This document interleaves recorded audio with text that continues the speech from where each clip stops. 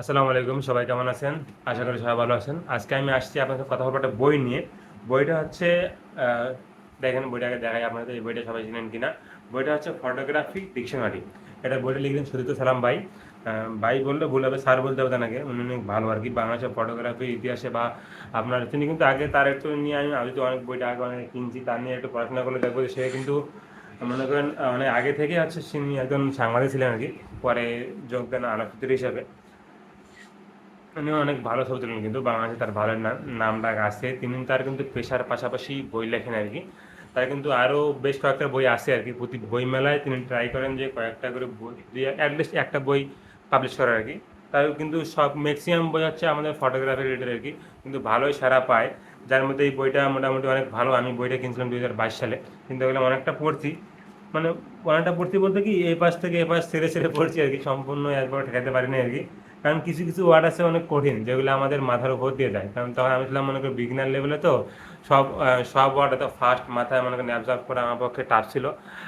তাই একটু প্যারাও মনে হয়েছিল আর কি। কিন্তু আরেকটা বই ছিল, ওই বইটা আমি অন্য একটা ভিডিওতে নিয়ে আসবো। ওই বইটা কিন্তু আমি পড়ছি, ওই বইটা অনেক ভালো সাড়া পাইছি আর কি। ঠিক আছে। তো এই বইটা মনে করেন শুরুতে লিখলেন সুদীপ্ত নানাভাবে আলোচিত চর্চা আন্দোলন এবং কি, আচ্ছা অনেক কিছু লিখছে এই বইটা কারে। আচ্ছা আচ্ছা, এই বইটা কিন্তু আমার একজন দিছিল, গিফট করতে, আমি লিখেছিলাম দেখেন তার নাম সহ আর কি। বইটা কিন্তু এখানে অনেকগুলা মানে হচ্ছে ফটোগ্রাফি শিখতে গেলে আমাদের যে যে ওয়ার্ড আমরা মনে করেন সম্মুখীন হতে পারি বা হব ভবিষ্যতে, সবগুলো ওয়ার্ডের ব্যাখ্যা এখানে দেওয়া আছে। ঠিক আছে। অনেক যেগুলো মনে করেন আমাদের লাগবেও না এরকম ওয়ার্ড দেখছি আর কি। তার মানে লাগবে না বললে ভুল হবে। মনে করেন আমাদের বাংলাদেশে বিশেষ করে অনেক ওয়ার্ড লাগেই না বলে আমি দেখছি আর কি।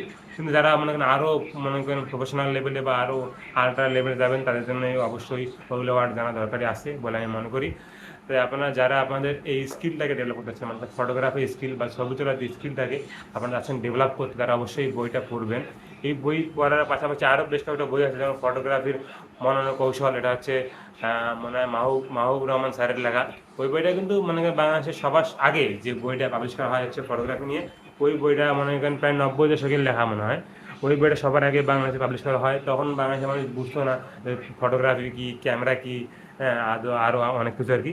তখন এই স্যার ওই বইটা লিখলেন আর কি। ওই বইটা অনেক ভালো।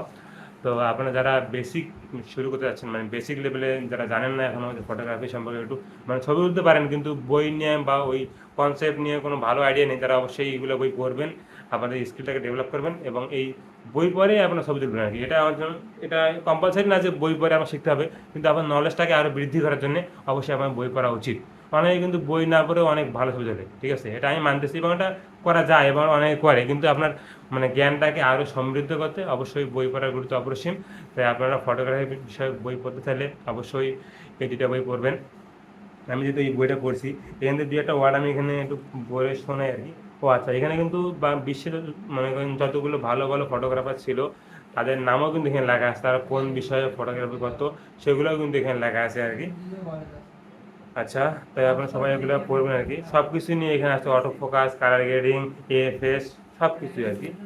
হুম।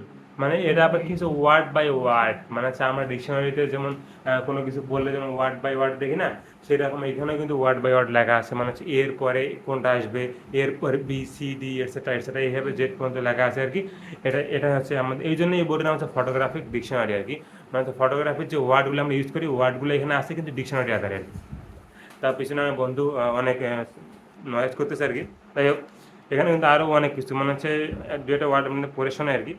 ডার্ক ক্লোথ, ডে লাইট, সবগুলো আমার মেনিং কিন্তু depth of field. Depth of field নিয়ে একটা আলোচনা করি। ডেপথ অফ ফিল্ড কি? আমরা ছবি তোলার ক্ষেত্রে আমরা ডেপথ অফ ফিল্ডের গুরুত্ব অপরিসীম। কারণ হচ্ছে ডেপথ অফ ফিল্ড হচ্ছে আমাদের ডেপথ, মানে পিছনের ব্যাকগ্রাউন্ডে আমাদের ডেপথ কত, মানে গভীরতা কত, মানে কতটুকু ব্লার হবে কিনা, এটা হচ্ছে আমাদের ডেপথ অফ ফিল্ড। ঠিক আছে। আমরা যেগুলো মনে করেন আমাদের লেন্সের 1.8, ওগুলো কী বলে, আমরা যে অ্যাপ আছে দেখি না, 1.4, 1.6, 1.8, 2, ঠিক আছে। এগুলোর উপর ডিপেন্ড করে আমাদের ছবিটার মানে ওই লেন্সের ডেপথ অফ ফিল্ড কত। লেন্সের যত অ্যাপারচার কম, লেন্সটা কিন্তু তত ভালো এবং দামি এবং তার ডেপথ অফ ফিল্ড তত বেশি। তাই আমরা যারা প্রাইম লেন্সগুলো ইউজ করি পোর্ট্রেট ক্ষেত্রে 85 বা ঠিক আছে বা 50 mm, তাদের কিন্তু লেন্সের একই মানে দেখবেন সেম লেন্স কিন্তু কি অ্যাপারচার ভিন্ন ভিন্ন, কারণ কি তাদের ডেপথ অফ ফিল্ড আলাদা আলাদা, ঠিক আছে? অ্যাপারচার ভিন্ন হলে কিন্তু আমাদের লো লাইটে অনেক ভালো ছবি দেবে এবং অনেক কি ডেপথ অফ ফিল্ড বেশি হবে, যার কারণে ছবিটা অনেক ভালো ব্লার দেবে এবং খুব ভালো লাইটিং হবে, জোস লাগবে কিন্তু, ঠিক আছে? এইরকম অনেক কিছু নিয়ে এখানে আলোচনা করা আছে। আমি আজকে ভিডিওটা যদি আমার 5 মিনিট হয়ে গেছে, বেশি আগাবো না আর কি। সবাই যারা আপনারা এখানে আছে ম্যাক্রো ফটোগ্রাফি কিন্তু অনেক ইম্পর্টেন্ট এবং অনেক মানে অনেকে যারা করে আর কি, সবাইরে ভালো লাগে। আমার একজন ক্যাম্পাসের বড় ভাই করতো আর কি, এখন করে না, সে এখন তার দৈনন্দিন জীবনে অনেক ব্যস্ত আর কি। তো সব কিছু এখানে আলোচনা করা আছে। আপনারা সবাই ভালো থাকবেন, দেখা হবে আরেকটা ভিডিওতে। আল্লাহ হাফেজ।